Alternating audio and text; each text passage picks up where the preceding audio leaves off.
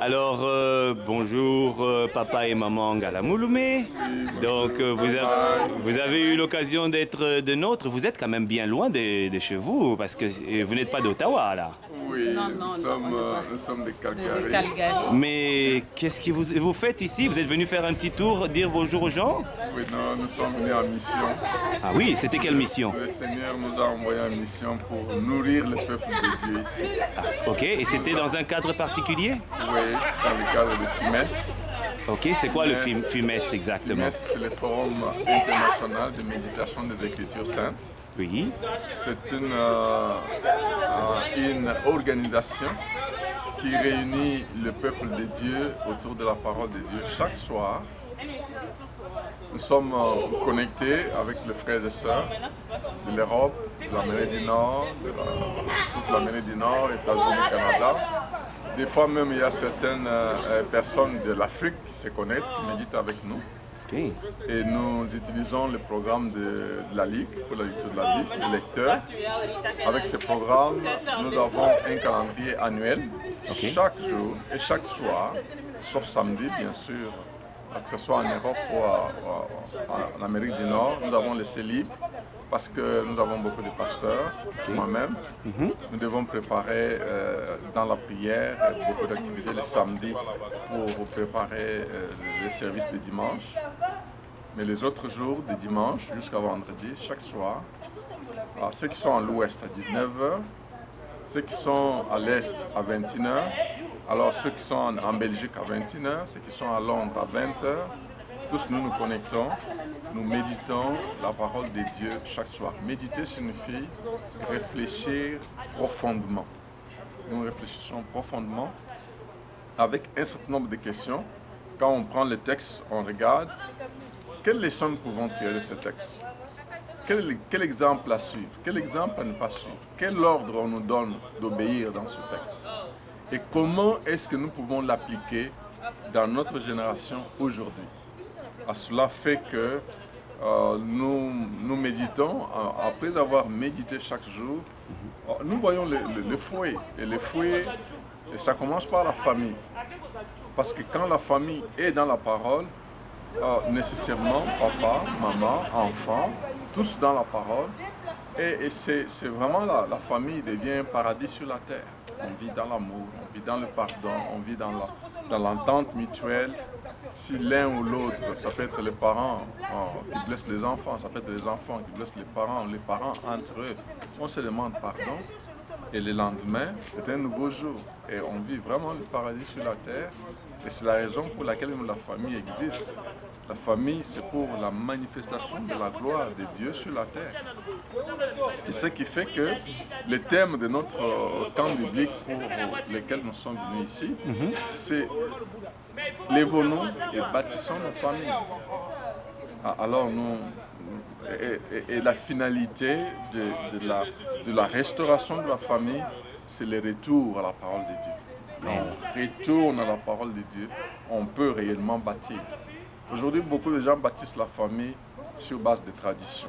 On utilise les traditions. Chez nous, on fait comme ça. Chez moi, on fait comme ça. Mais qu'est-ce que la parole de Dieu dit? C'est sur base de ce que la parole de Dieu dit que nous pouvons avoir des familles solides, efficaces. Aujourd'hui,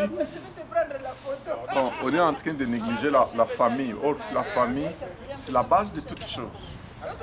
Si on néglige la famille, ça se répercute dans l'église, ça se répercute dans la société et on va avoir des églises faibles, la société faible, plein de crimes parce qu'on a négligé la cellule de base qui est la famille. Voilà pourquoi nous sommes venus ici pour que les familles reviennent à la parole, se réconcilient et que Dieu restaure les familles. Voilà pourquoi nous sommes là. Merci beaucoup. Alors maman, est-ce que c'était vraiment un thème pertinent? Lèvons-nous et bâtissons nos familles? Oui, c'est très, je peux dire même très important. Pourquoi? Parce que la famille, c'est vraiment une institution que Dieu lui-même disons, c'est institué. Et quand nous sommes là, c'est juste son importance pour faire revenir la famille dans la parole, dans la volonté de Dieu, tout en suivant ce que Dieu veut, comment est-ce que nous pouvons vivre sur la terre. Le paradis, ce n'est pas quand nous allons mourir après, mais nous pouvons vivre sur la terre, mais tout en suivant ce que Dieu dit de nous, comment chacun peut jouer son rôle. Alors, bâtir la famille, c'est très important actuellement pour qu'on ait des églises fortes et une nation vraiment très forte. Ok, j'ai cru comprendre aussi que vous avez eu l'occasion d'écrire un livre. Est-ce que vous pourriez nous en parler un peu? Oui, j'ai écrit un livre, c'est Femme découvre ta destinée, c'est une clé de la succès. Oui, pour moi, vraiment, j'ai la joie de participer dans le plan du Seigneur, comment c'est à exhorter les dames surtout. J'ai écrit sur les dames, mais les hommes peuvent lire pour prendre connaissance, c'est pas mauvais. Mais pour moi, c'est plus parler aux dames, au cœur des dames, de comprendre que le monde ici, tous les vivants sont sortis du sein d'une femme. Et quand une femme connaît Dieu, retourne, joue son rôle d'aide, parce qu'un jour Dieu a su faire le constat que l'homme était seul, qu'il fallait une aide pour le compléter. Et quand une aide vient compléter, il doit connaître c'est à quoi Dieu l'a appelé pour mieux jouer son rôle. Ok, merci beaucoup maman. Alors j'ai cru comprendre que l'année prochaine, le camp biblique, le prochain camp biblique aura lieu en Europe, en Belgique. Oui, est-ce que vous pensez que ce serait intéressant, ça serait vraiment pertinent? C'est pas un peu trop loin? Ok, effectivement, avant de parler du camp biblique prochain, je voulais dire quelque chose sur la famille. Oui. Ce que je voulais dire, c'est que quand on regarde tout ce qu'on construit, que ce soit les bâtiments, les voitures, les bateaux, il y a toujours un manuel, notice de fonctionnement. Un mode d'emploi. Mode d'emploi. Et quand vous allez en dehors du mode d'emploi, c'est pourquoi vous pouvez voir, vous achetez un nouvel appareil, l'appareil brûle parce que vous n'avez pas suivi le mode d'emploi. Aujourd'hui, pourquoi beaucoup de familles brûlent dans le divorce, dans les séparations, en faisant les familles que nous appelons les familles apparences, qui vivent ensemble mais ils sont déjà divorcés des années et des années. Pourquoi? Parce qu'on ne veut pas revenir au monde d'emploi qui est la Bible. Maintenant, on revient au camp biblique. Nous avons opté de faire la rotation du camp biblique. L'année passée, nous étions en Raleigh aux États-Unis. Cette année, nous sommes au Canada, à Ottawa. Nous avons les frères et sœurs de l'Europe sont venus dans ces camps. Nous avons eu la sœur de Paris, un pasteur qui est venu de Londres, un couple qui est venu de la Belgique. Quand ils étaient l'année passée au camp biblique des États-Unis, ils nous ont dit, mais pourquoi vous ne ferez pas les camps bibliques en 2015 en Europe? Et pour vous montrer que c'est possible, nous allons venir à votre camp à Ottawa.